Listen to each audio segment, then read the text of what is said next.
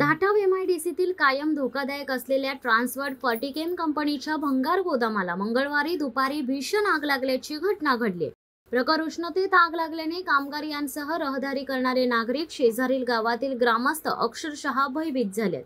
आगीत भंगार मालाने पेट घेतलाय। काळे धुराचे लोट प्रचंड उंच दिसल्याने आगीचे रौद्र रूप असल्याची चर्चा सुरू झाली आहे। अखेर मिळालेल्या माहितीनुसार धोकादायक प्लांटच्या शेजारील हा टाकाऊ रसायन भंगारचा गोदाम असल्याची माहिती समोर आली आहे। भंगार आगीत कंपनीची मोठी नुकसान टळली आहे, तरीही कंपनीचे लाखो रुपयांचे नुकसान झाल्याचे सांगण्यात आले आहे। आग लागताच कर्मचाऱ्यांनी सतर्कता पाळल्याने मोठा अनर्थ टळल्याचे कंपनी व्यवस्थापनाने सांगितले। दरम्यान अपघातात मेरिटमध्ये आलेल्या ट्रान्सवर्ड कंपनीत अपघाताच्या वारंवार घटना घडत आहेत। मागील वर्षभरातील अपघातात 2 कामगारांचा जीव गमवावा लागलाय। त्यामुळे आगीची वृत्त कळताच अनेकांनी धसका घेतला, तर भंगार गोदाम भीषण आगीवर तातडीने नियंत्रण मिळवण्यात अग्निशमन दलाला यश आल्याचे अधोरेखित झाले। धाटाव एमआयडीसीतील डेंजर झोन म्हणून ओळख होत असलेल्या भयानक प्लांट दृश्यातील ट्रान्सवर्ड कंपनीत अपघाताची मालिका काही थांबण्याचे नाव घेत नाहीये। कंपनीत वारंवार अपघाताच्या घटना घडत आहेत। याकडे कारखाना निरीक्षक प्रशासन दुर्लक्ष करीत असल्याचा आरोप अनेकांनी केले। आग स्पार्किंगने लागल्याचे प्राथमिक सांगण्यात आले। आग लागल्याचे समजताच कामगारांचा परिवार व नागरिकात काळजीचे वातावरण तयार झाले। प्रचंड धुराचे लोट दिसल्याने अपघाताची भीषणता मोठी असावी असा तर्क लावण्यात आला। मात्र टाकाऊ प्लास्टिक व अन्य रसायन गोदामाला आग लागल्याचे कंपनी प्रशासनाने स्पष्ट केले। कोणतीच दुर्घटना घडली नाहीये या वृत्ताने सर्वांनी सुटकेचा निश्वास सोडले। आग तातडीने आटोक्यात आणण्यात यश मिळवले। भंगार गोदामाला लागलेल्या आगीत नेमके काय होते, कंपनीचे किती नुकसान झाले हे अद्याप अधिकृत समोर आलेले नाही।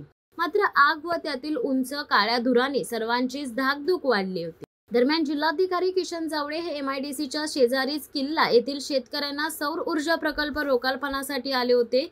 नेमकी त्याच वेळी आगीची दुर्घटना घडल्याने आता कंपनीच्या आग दुर्घटनेची चौकशी त्यानंतर कारवाईचे आदेश स्थानिक प्रशासनाला मिळतात का, अशी चर्चा सध्या सुरू झाली आहे। तर ट्रान्सवर्ड दिवसेंदिवस डेंजर झोनकडे जात आहे। वारंवार घडणाऱ्या भीषण दुर्घटनेतून कंपनी प्रशासन आता तरी बोध घेणार का? कारखाना निरीक्षण प्रशासन नेमकी काय कारवाई करणार हे लवकरच समोर येणार आहे। खरं आहे की आज ट्रान्सवर्ड कंपनीमध्ये दुपारी आग लागली आणि त्या आगीचा ज्वाला इतक्या मोठ्या होता की आजूबाजूला भीतीचं वातावरण पूर्णतः झालं होतं। परंतु फायर ब्रिगेडच्या माध्यमातून आणि तेथील कामगारांच्या माध्यमातून आग आटोक्यात आणली गेली। इथल्या शेजारी कंपनीने देखील चांगल्या पद्धतीने सहकार्य करून इथे जी सुरक्षा आहे त्या सुरक्षेच्या दृष्टीने सगळ्याच कंपन्यांचे सेफ्टी अधिकारी आलेले, सगळ्याच कंपनी चांगली मदत केली आणि ही आज जी लागलेली भयानक आग होती तिच्यावर कंट्रोल आणण्यात ते यशस्वी झाले। परंतु ह्या गोष्टी वारंवार होत आहेत, त्यामुळे कामगारांच्या सुरक्षेचा प्रश्न ऐरणीवर आलेला आहे।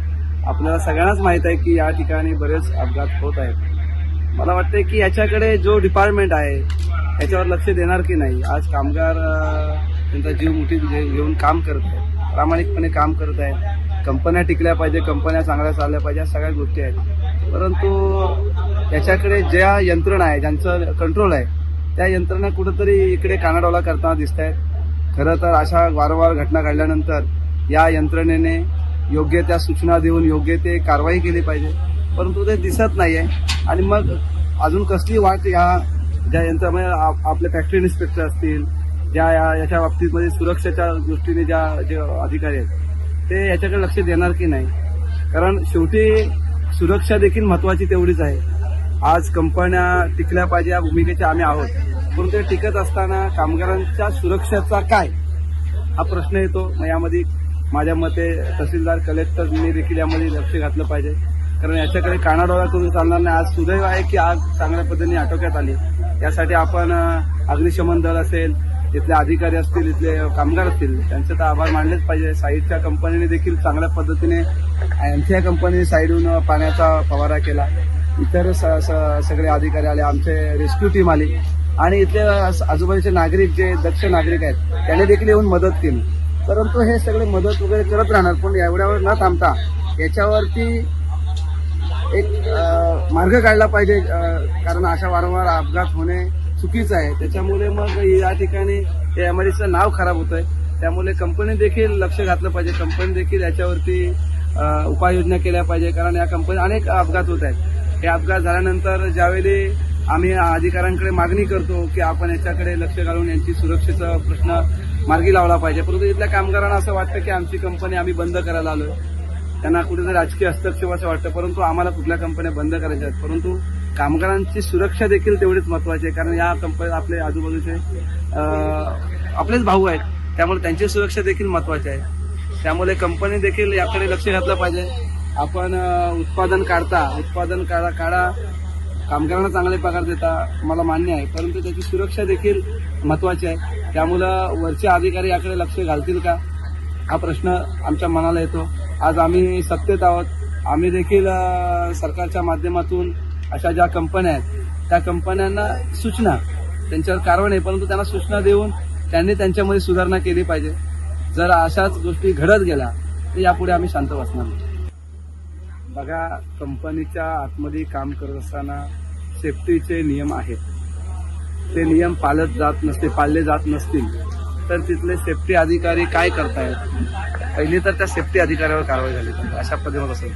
आणि याच्या पलीकडे जाऊन जे आयुक्त आहेत सुरक्षाचे, म्हणजे आपण त्याला फॅक्टरी इन्स्पेक्टर बोलू, यांचा इथे वचक आहे का, यांचं लक्ष आहे का कामगारांवरती, कामगारचे आयुक्त आहेत त्यांचा लक्ष आहे का. मुळात या वरच्या लोकांचंच जर अंकुश नसेल तर खालचे अधिकारी त्याच्याकडे कानाडोळा करतात. त्यामुळे कामगार, शेवटी कामगार हा कामगार आहे, त्याला काम करून घेण्याची अधिकाऱ्यांची घाई असते. आणि त्या घाईमध्ये कामगार हेल्मेट असेल, बुट असतील, फुल पॅन्ट असेल हे घालण्यासाठी आलस करतो. कारण काम फास्ट झाला पाहिजे, हलक्या पद्धतीने काम झाला पाहिजे. परंतु शेवटी सुरक्षा ही त्याला पटवून देणे हे तिथल्या अधिकाऱ्याचं काम आहे.